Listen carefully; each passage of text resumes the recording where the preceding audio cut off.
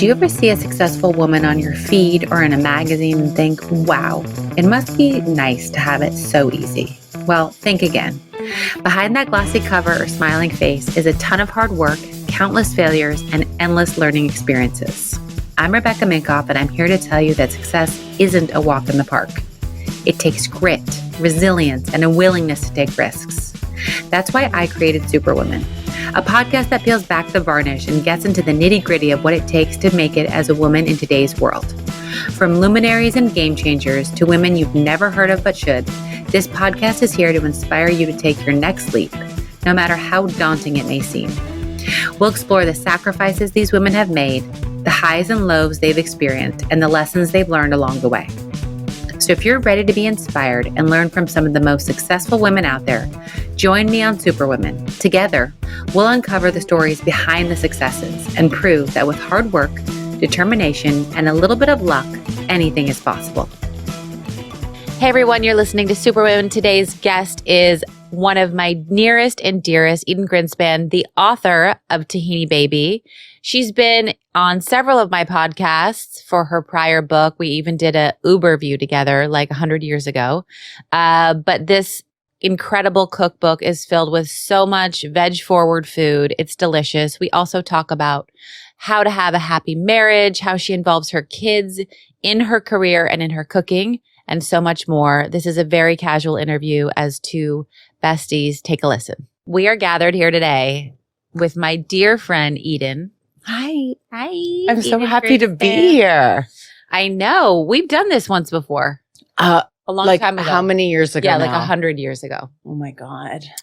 That's how long we go back. I know, 10 years. Yeah. So this is a podcast interview of a dear friend, but also we're really excited about her new baby. She's here. Tahini Baby is here. I would say she's my fourth child. Okay. Because obviously I have two actual kids, but then I have a book, Yep. Eating Out Loud, came out 2020, and then Tahini Baby. So we shared a COVID book, Yes. which was really hard to do. I remember we had like wine and we did a live together to talk about Fearless. That's right. Remember that? Yep. It was like beginning of COVID? It was 2021. Oh, never mind. Yeah. That time was a blur. Like I blacked out at that. I actually did.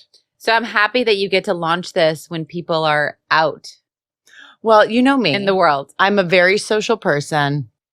And I think one of like my all-time favorite things about what I do is that I get to hang with people and, physically like hug people and just celebrate. And for me, this book is really going to be all about that. Yeah.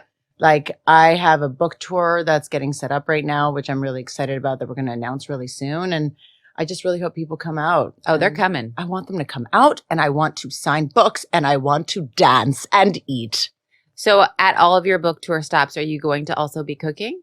Not all of them. We're still actually figuring out those details, but I definitely think there's going to be some demos.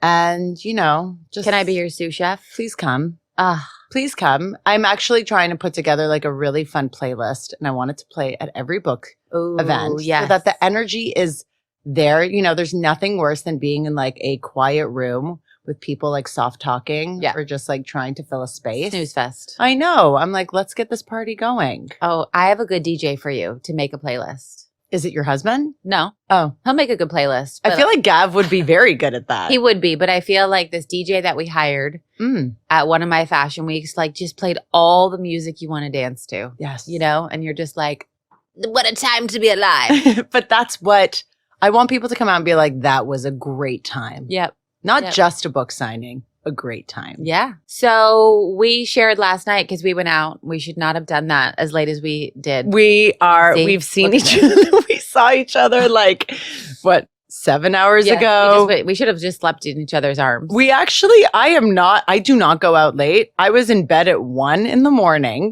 You make me young again. Oh, well, I don't do that often. That was for a special reason. Yeah, we celebrated this beautiful woman yesterday. By the way, you did an amazing job Thank last you. night. Like you. truly. And then we had to go out and like, have a drink to celebrate the event And pasta and pasta at 11 p.m. at 11.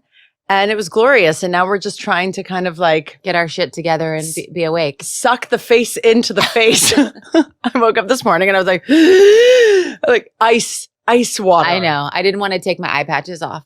I was just like, how could I walk down the street with these and it's okay? I'm not going to lie. I'm wearing the exact same outfit I wore last night. Same. We are literally recreating last night's event here on the couch Got a for martini. you. Except we also have the book, the baby. So what I loved about you and your food is it is always, there are some people who shall remain nameless that I think...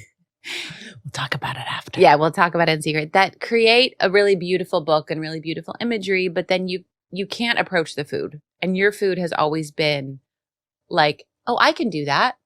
And I've made many of your recipes in your first book. And it's warm and it's welcoming. Like the food and the recipe is also, I can't describe it in a way you. that's not like, I don't know how to cut onions properly, or I don't know how to like perfectly, Garnish. Thank you. That's the word. So I'd love to hear like, what was your approach to this book and why go through the pain of launching another book? It is a journey. That's why I call it a baby, because it's like a 3-year process. Mm-hmm. Eating out loud, as you said, it came out during COVID, and it was like, obviously the world was like such a crazy place, and it was so sad on so many levels. And I felt very fortunate that my book did find an audience and it did do well in the end. Obviously, a lot of people were home cooking. And I think, something that I always gravitate towards is like creating food that I personally want to make at home and that I actually do make at home. And I am kind of like I'm not a precious person. I'm not, I went to culinary school, but I don't apply those techniques in my day-to-day cooking. Obviously with my knife skills and like knowing how to make certain things, yes. But like, this is more like home style food that is everyday food. And I really, thought about who I'm making this for and realistically wanted to simplify as much as I possibly could, because these recipes that I make, yes, you can make them for a special event, but like, I really want you to reach for this book on the daily. Yeah. And I want you to weave these ingredients and these techniques into your life and just have them be a part of your life. Actually, Tahini Baby is a vegetarian cookbook. Why did you do veggie this time? So when I came out with Eating Out Loud, everyone was asking me about my veg chapters, my salad chapters, the dips, the breads, and that, inspired me to obviously cook more that way and create more recipes like that on my Instagram. And then people really just, connected with it. And also that's how Ido and I and my family started eating. Like Mediterranean, Middle Eastern food is so easily vegetarian because there's so many grains and legumes and beautiful vegetables and herbs and spices and dips. And I was like, I actually feel like it would be a no-brainer to put together like 100 new recipes. No brainer. No brainer at all. She fell apart. She fell apart in the end. Not gonna lie. The last 20 recipes, I was like, help me. Someone please. But, up until then, I was like, this can easily be like a veg-based cookbook. And like all the recipes, it just makes sense when you go in there. And this isn't just for vegetarians. This is for people that just want to veggie-forward. Yeah. Like I'm a veggie-forward person. Yeah. I'm not a vegetarian. I eat meat, but I eat it like, once every couple weeks or. That's like, it? Yeah. We eat a lot. Wow. We eat mostly veg. Wow. Or like, when I go out, I don't like think about what I'm eating. It's mostly when I eat at home. And to be honest, it's like, A, less expensive. Mm-hmm. And B, Ido and I, like we were cooking that way and we're like, we feel great. Yeah. It feels great. Yeah. And I'm just excited for people to experience that with this book. I'm excited too. I'm a big salad connoisseur. Well, I have a chapter called Wow Salads. Well, there you go. Wow. Wow. I'm going to take a look at Wow Salads. Yeah, exactly. Sorry, I got distracted. Creamy feta wedge salad with garlicky breadcrumbs and mint. Mm-hmm. Can I just say something, though, to people who don't know what goes into a book? It's one thing for like someone like me to write a book and then I have to like worry about a cover design, but you have to photograph the food, make it look beautiful. This is your own fucking font you came up with. Like, this is so much more work. It's not just recipes. And then you got to test them. I mean, the amount of work that goes into a cookbook is why it's not its own column in the New York Times, why it's how-to miscellaneous and cooking is beyond me. We're in the same category, by the way, which is totally random. Who, me and you? Yeah. Oh, look at us. Yeah, I fall into the misc category. Oh, really? Yeah. I just want to say, it's like, I keep like referencing my kids, but like, it takes a village to put together a book. And like, I have the most incredible team, like Chris Bernabeu. Incredible. He is, look at the photography. I know. It looks like a warm day in Israel, if I might. Well, that was the goal. I'm like sun-kissed and happy. Yeah. And I wanted it to feel like saucy and sexy and warm and lived in, and like the colors, I wanted it to feel saturated. And, you know, for me, like, again, so much about this, like obviously recipe developing, recipe testing. I have someone helping me, you know, write the book, and she actually also tests all my recipes after I develop them. Rachel Holtzman. She is unbelievable. And I worked with her on Eating Out Loud, and she feels like family to me now. I couldn't do this without her. Chris Bernabeu is the photographer. He is just, you know, his background's more like editorial fashion. And I was like, he actually shot Alison Roman's dessert book. And I saw his work, and that was the only person I wanted to work with. I wrote him, and actually Tully, our friend, knows him. Okay. So we spoke on the phone, and I was like, we've been friends forever. You're coming to my house. We listened to Taylor Swift all day, fell in love. I love that that's what you listened to as you shot this. That's what he insisted on listening to. And now my family's obsessed with Taylor Swift. Thank you, Chris. Because of Chris. Oh, God. I was like, who is this girl that everyone loves? Sorry, that makes me sound so old, but like, I totally understand. Are you a Swiftie fan? I wouldn't say I'm a Swiftie, but like, I really appreciate and respect her craft. Yeah, me too. She is an amazing writer. Yeah. And I think that she's actually a great role model for these children. Yeah. From what I've seen. So, you know, I'm for it. Like, Ave wants to listen, and I'm like, great, let's listen. Yep. But anyways, and I had, you know, a food stylist, Christopher, and a prop stylist, Jess. Like, there was a huge team at my home shooting this book. So I just want to shout out to everyone, just because it's not easy. It's not easy. Takes a village. It's not something I do by myself. It really takes a village. My agent, I feel like I'm accepting an award right now. I want to thank my husband for holding me up, because I have fallen down too many times to count. Just because of the book? Just in general. Okay. Life. Help me. So one of the things you mentioned, the photographer, you know, you wanted a fashion lens on it, and you've also been very fashion. Well, coming from you. Well, hold on. I got to get my terms right. She's like, I'm like, is this a compliment? Yes. You've not only just embraced, you know, cooking and the kitchen, you've embraced many other categories, home, fashion. I feel like you're building a lifestyle brand.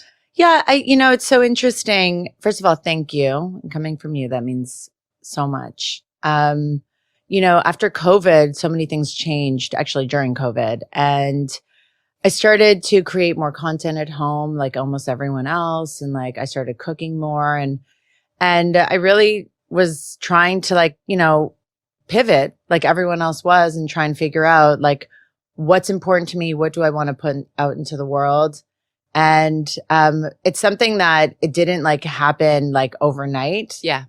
But like the idea of it. But I think what I've come to realize is so much of what I do is making things approachable, easy, fun, and humor. Like, humor is very much like my why. And I think like, aside from making these recipes that I want people to enjoy and love, I want to make people happy. Yeah. And I want to make people smile. Like, I'm very comfortable making like the biggest fool of myself.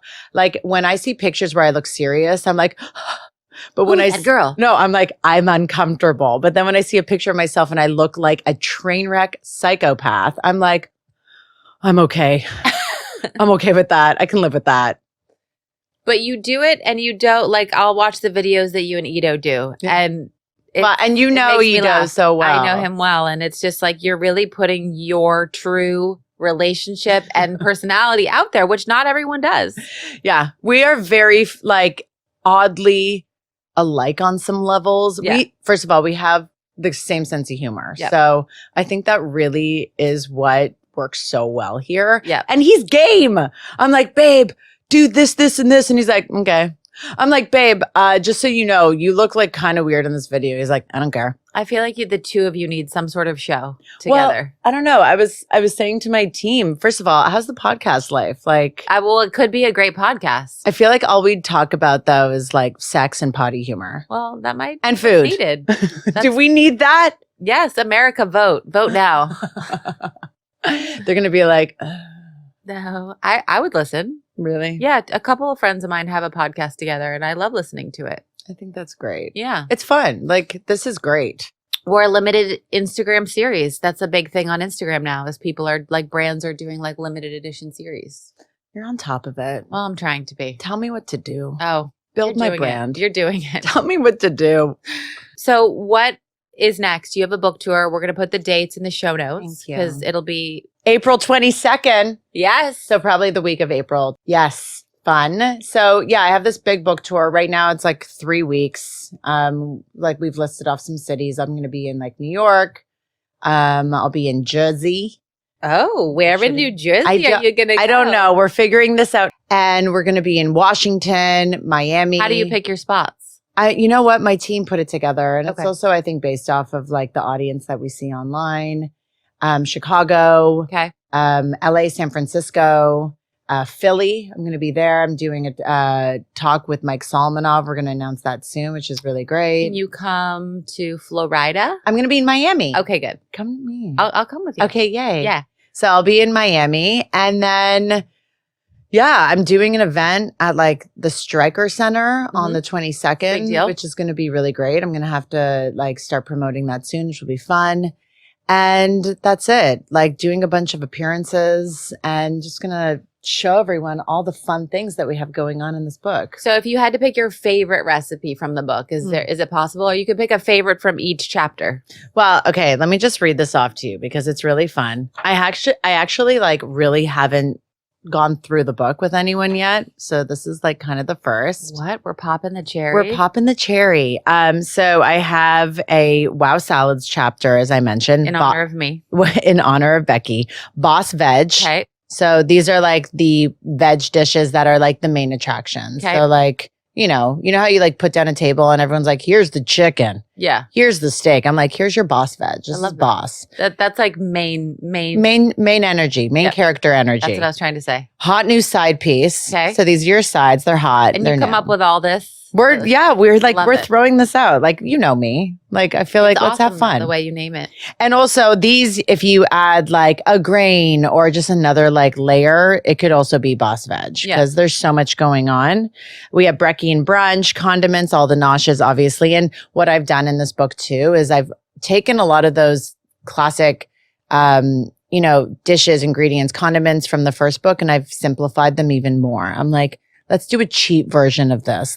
How do we get things quickly into our hands so we can quickly make it? Like time, we don't have time We anymore. do not have time. And we want everything to be delicious and flavorful. And it's, want it to make your family feel good too. So would you say that the longest recipe on one of these is what?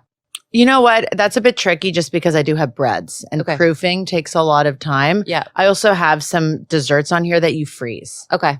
but they're great make ahead desserts so that on the day of entertaining, you're not worrying about dessert. You're taking something out of the freezer. Yeah, or like when the kids go to bed, Gavin's been into bread making. Like Oh. he is becoming a Gav! master bread. He's Is he- really does he have a this sourdough? whole trad husband thing is Oh my it's really God. working for him. But Does he have a does he have a did sourdough the starter? thing, but like he and I both lost our patience with it. Sure. We didn't want to feed it. It was like another child. Yeah, you're like, no, we have too many things to think about. Yes. So he's just been doing a simple bread recipe, Great. and then he after the kids go to bed, he makes it. And then in the morning he bakes it. He proofs it overnight. And so, in the fridge. In the fridge. Love it. So that is so easy if anyone doesn't have time. Yeah. So there's so many recipes that fall under that particular category. Yeah. So I have like my Jerusalem bagels. I have rugula. I have this like insane sweet crumb cheese babka that is actually modeled after one of the best babkas I've had in Jaffa.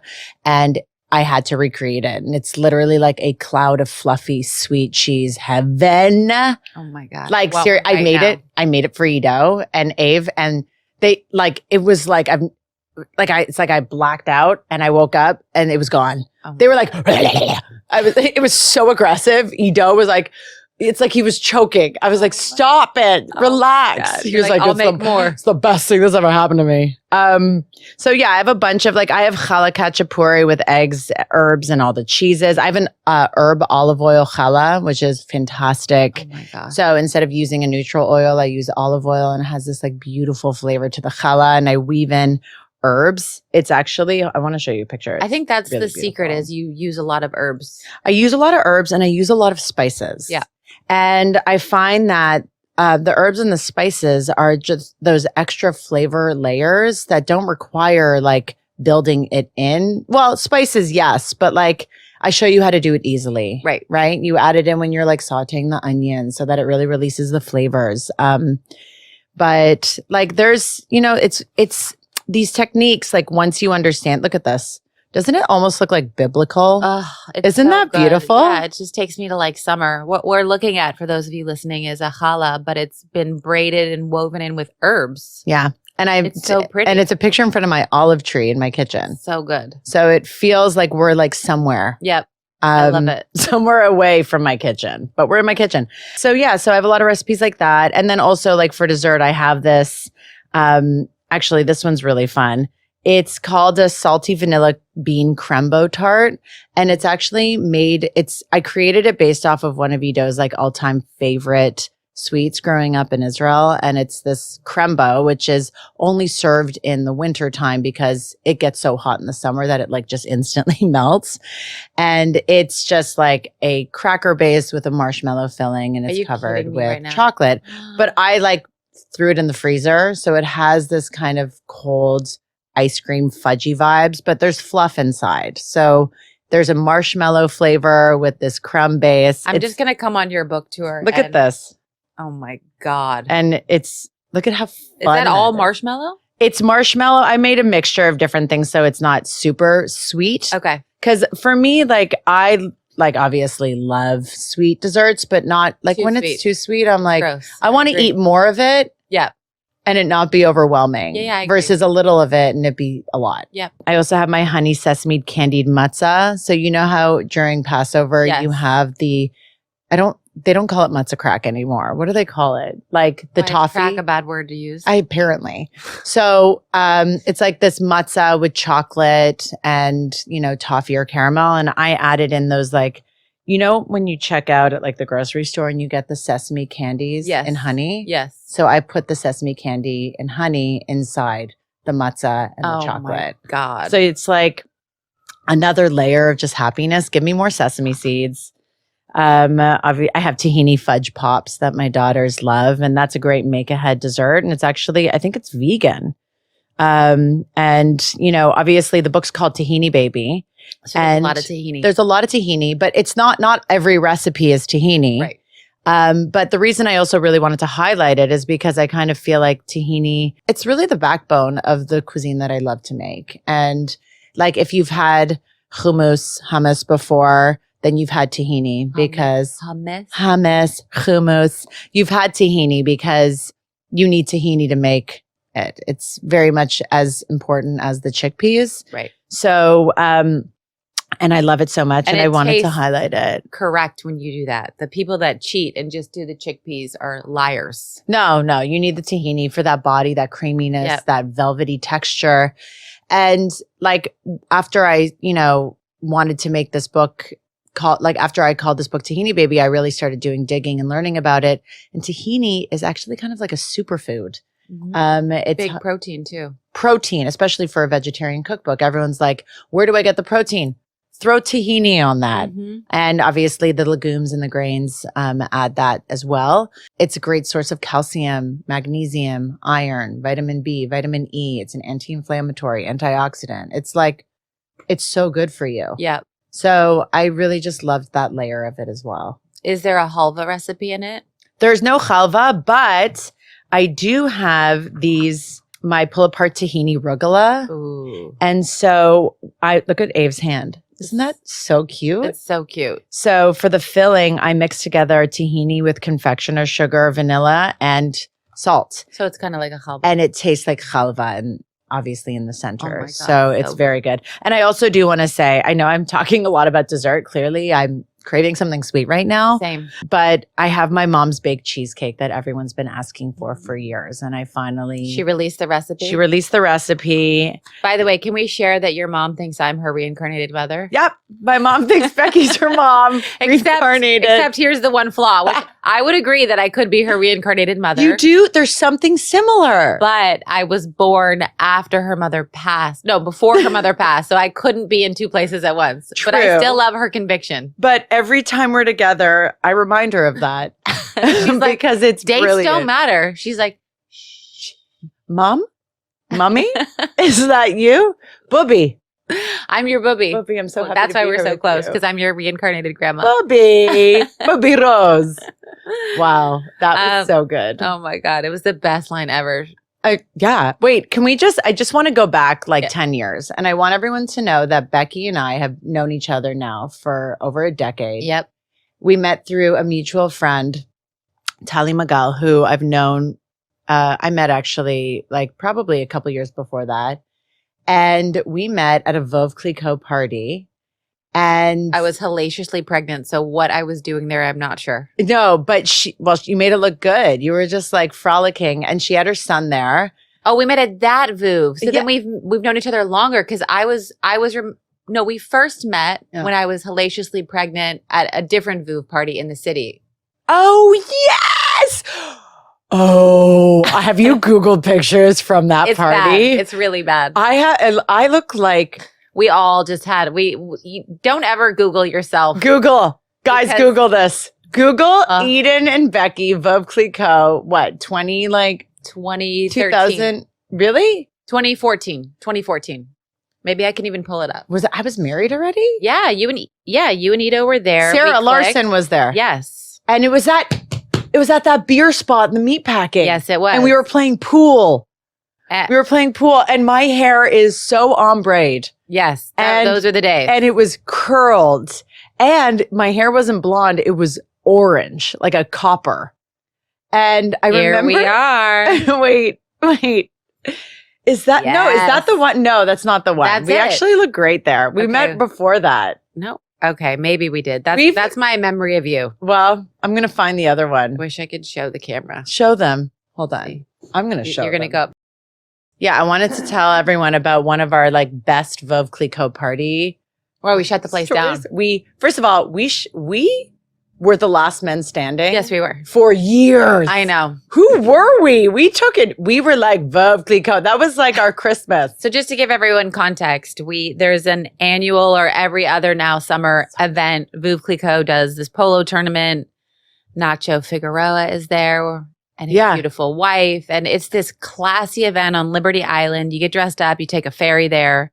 And the music is always really good after the event. And we would shut it down. And I think now people are like, please leave. You have somewhere else to be. You don't need to be here.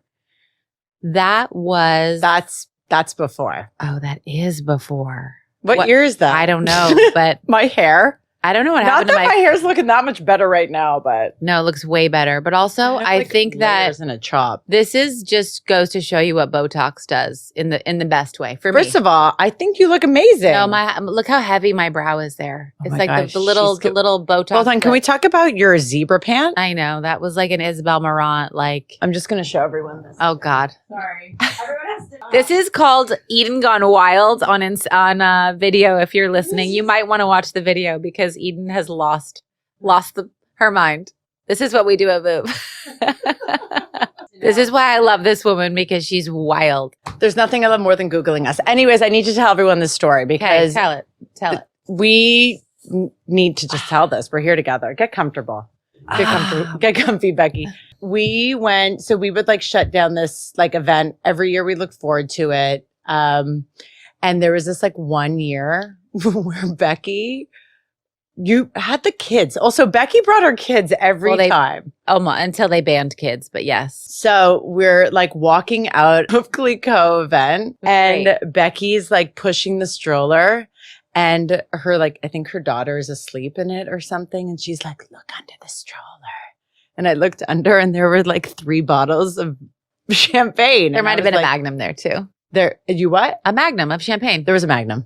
And we went home and we drank it and we cooked some steak, right? We cooked steak and we continued the party. That wasn't a great story, was it? Well, it was great in that we literally smuggled champagne out of a free event onto a ferry in a stroller. My child was why they banned a champagne mule. Wait, maybe that's why they banned kids in strollers. Becky, probably. It was because of me. The Magnum. They were like, where did that one Magnum we were saving?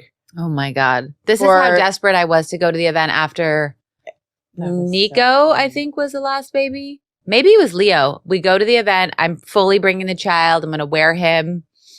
He's fresh. You're so committed. I'm so committed. Becky's done and I get everything. there and they're like, no kids, ma'am. And I'm like, no. I'm Rebecca Minkoff. Wait. I can bring my kid. And they're like, we don't care who you are.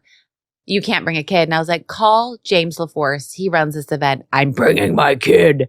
And they're like, you actually legally can no longer bring a kid. So I fucking took a 45-minute cab all the way into Brooklyn where my babysitter was with my other kids, 45 minutes back to get to like the end of the event. And I was so pissed I missed it. By the way, I was there. Yeah. I saw this happen. Yes. And she did come back. And I never do the like, I'm so-and-so ever. But for this, I was like, you will let me bring the baby in. Yeah. You're like, this is my child. The baby will just be on the breast. Right. I just want to say something about Becky. She has brought her kids literally everywhere and made it look so seamless. And I, when I had my daughter, I called her and I was like, you lied. You lied to me. And she was like, always with a smile. Do you see the smile on her face? And she was like, this is so great and grand and wonderful. I haven't slept for years and I don't even care. I'm so happy.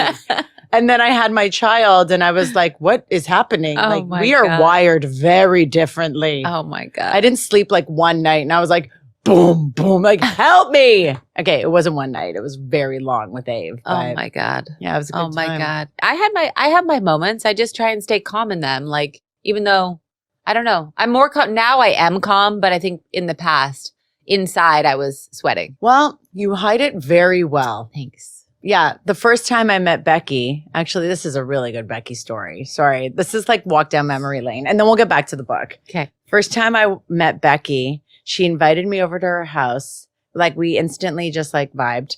And within literally 5 minutes, I was watching her birth video. Videos. Yes. And that was our first introduction. I like it. You know, I really know if you're going to be a true friend, do you want to watch a baby come out of my vagina or not? And that was literally within 5 minutes of hanging. And I was like, okay, we're friends now forever. But then and then I had my kids and I was like, you lied. Oh my God. No, I'm kidding. There's nothing better, obviously. There's nothing better, but it can be hectic and crazy. It is wild. When you were developing this, was Ave a tester? So, both the girls are completely obsessed with cooking, which is really funny. Do you have the patience for it? Because I don't. You know what? It's funny because I get asked all the time about how to inspire kids to try new foods and for me, like, don't get me wrong. I'm not saying like Romy's actually kind of a picky eater and it's not necessarily always easy. But I do find that getting the kids involved in cooking really inspires them to also be like proud of what we put down. And it actually like gets them to try the food because they took part in it. And your patience doesn't go away when they're like spilling and like, that's where I like, well, do you know what I think it is? For me, obviously, I'm a little bit of a perfectionist when I cook. When people come over and like I have a vision and I want it to like, I want it to be good. Like, yeah, I work really hard on these recipes, but I also switch my like hat when I'm with my kids and I'm like, this doesn't need to look perfect.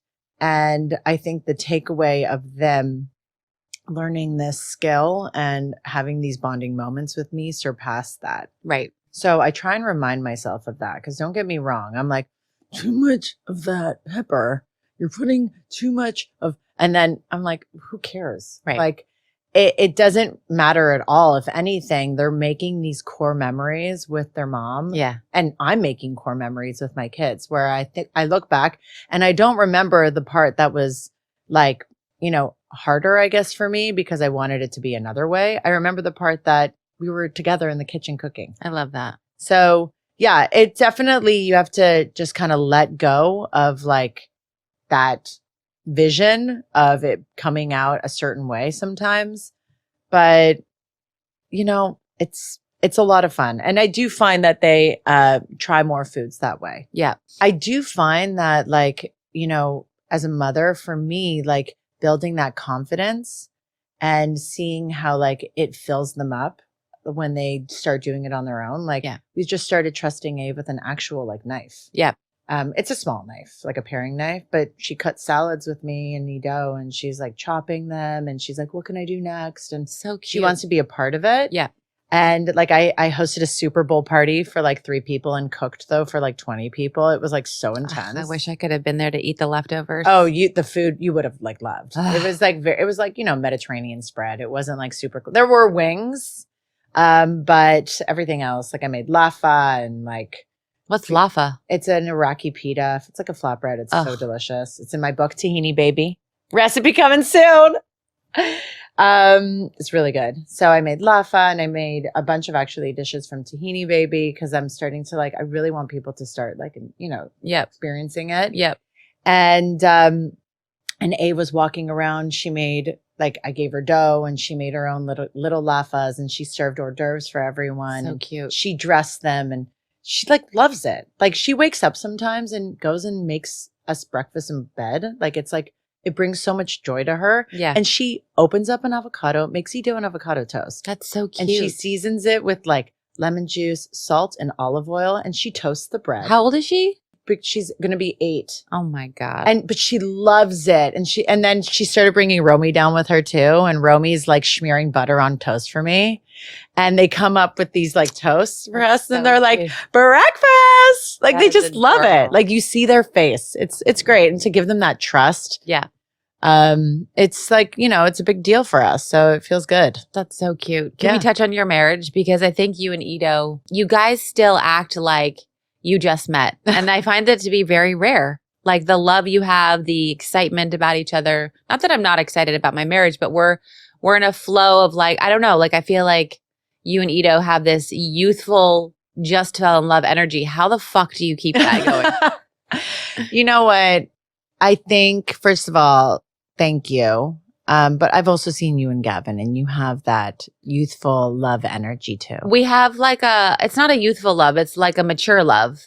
And like you guys have a great sense of humor. And we I do. Think that we very much do. I think that humor is very much at the core of our marriage. Like Ido and I once read somewhere like signs of like a really like successful or a healthy marriage, and kind of like being able to like lightly poke fun at each other and not take it personally. Yeah.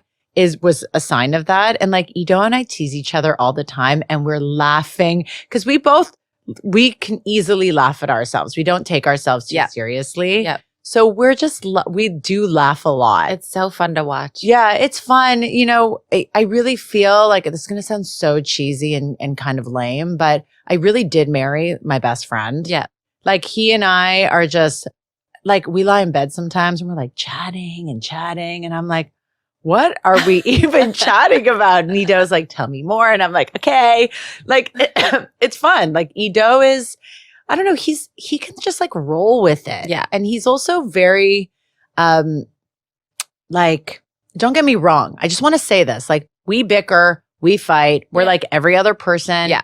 But I do get a lot of questions. Like what do you think is at the core? Like that makes your marriage like, like fun and I don't know, just work. And I do think that we pay a lot of attention to like trying to spend alone time together. You're really good at that. Yeah, because I'm also a different person as a mother. Right.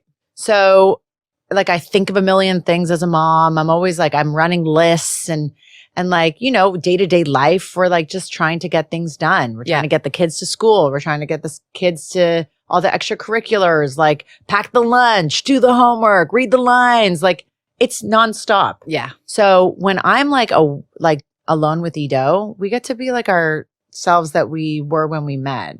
And we try and just like go and have fun and like do all, like we do silly things. And we like to just kind of like put on that hat of like the people we met, like from the beginning. Yeah. And I think that that's important. And also we try and do trips alone together. It's really hard now. Yeah. But just like one night here or there, it really does make a difference. It does make a difference. Say. It's hard for us to schedule that in, but when we do it, it makes a huge difference. Yeah. And like you get to like be light. Yeah. There's a lightness to it that I think we really appreciate. Yeah. So we just try and do that. And we also like, you know, we find fun in like silly things. Yeah. Well, I loved having you on. I love you. Thank you for having me. Of course. Where can everyone buy Tahini Baby? So I have, you can go to my page. It's tahinibabybook.com and you can order, it gives you a bunch of different places to order from. Obviously, like I would say like shop locally as well. Definitely look at your local bookstores and support your local bookstores. All the book tour information will be on tahinibabybook.com. And, you know, for me, like, I think this book is just like, obviously cookbooks are just like a great gift to give yourself, to give to your friends, your family, your loved ones. You know, there's obviously a lot of story involved in this book as well. A lot of, fun stories. And if you're looking just to like build out your table with beautiful grain dishes and salads, like think like bountiful. Mm-hmm. Like that's what I really wanted to come across from this book. I have a lot of easy breads to bring into your life, gorgeous dips, a lot of varieties of dips, which I think, you know, they work as a dip, as a condiment, as a base to salads. They're so versatile. Every time you say condiment, I think you're just going to say condom. And I'm like, there's so many condoms in Tahini Baby. Not. But I'm glad that your mind went there. you know, That is something I haven't used a condom in, I'm like, condoms? like What is 15 that? years. What is that? We're both married. Okay. It's called pull and pray. Also, no, we're protection, safe sex. But yes. Or it's called a vasectomy. Or that. Yeah, Edo got one. Thank God. Oh my God. But Back to the cookbook. on that note, speaking of vasectomies, no, I'm kidding. Oh my God. Yeah, no, Tahini Baby. It's like, obviously it's a vegetarian cookbook. So if you're a vegetarian, you get 100 plus veg recipes to bring into your life. And if you're not a vegetarian, you have 100 plus veg dishes to weave into your life and build out your table with. Because you can never have enough ideas for salads and grains and soups. And I have some pasta dishes in there. And obviously Boss Veg, you have, you know, I have these stuffed peppers that are very similar to the one. My mouth is watering as we speak, and I need to eat some of this food. Yeah, you should have cooked while we were podcasting. I should have just brought a bunch of dishes. Look at that picture. Isn't it kind of hot? It's hot. It's a sexy piece of bread. It's a sexy pull. Yes. She's just pulling that dough. That's right. Anyways, so I hope you all enjoy it. I'm really proud of this. So it's you should be proud. It's incredible. Grab Tahini Baby. Available now. I just wanted to thank you guys for listening to today's episode. I also want to ask you to rate and review the show wherever you listen to podcasts. I know it's a pain in the butt, but it actually helps with search and algorithms. So if you love this podcast, it is an easy way to get it more visible and out there. I also want you to follow me on Instagram at Rebecca Minkoff, at RMSuperwomen, and be sure to check out my book, Fearless, The New Rules for Unlocking Creativity, Courage, and Success. Thank you again, and you will hear from me next week.